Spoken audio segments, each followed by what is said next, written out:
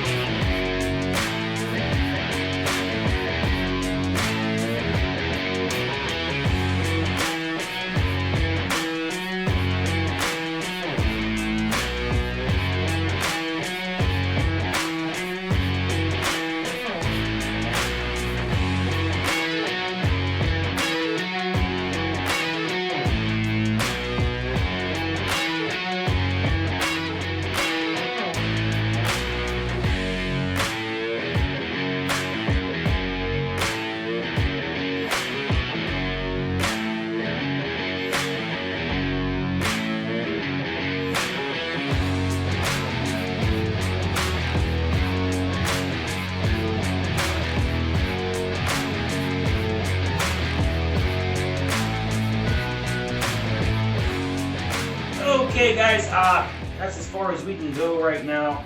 I don't have enough paint to finish. I'm going to go buy another tub of paint. I don't know what it's called. It's like a 5-gallon drum. So, I'm going to buy more of that. But I did most of the basement with that. So, of course, we put this layer on pretty thick. This paint has been down here for years. It was separated. I had to stir it really well to get it to mix. So if you're going to have drywall paint, be ready to stir it if you didn't sit too long. But how's it looking? Now I am going to say that this is not your kitchen. This is not your living room. This is not your bedroom. Okay? You shouldn't care if you have runs. If it runs a little bit, you have little drip marks or whatever. Who cares? It's a basement, right? Who cares? This is going to be my wood shop at some point. So, is what it is. Make a mess.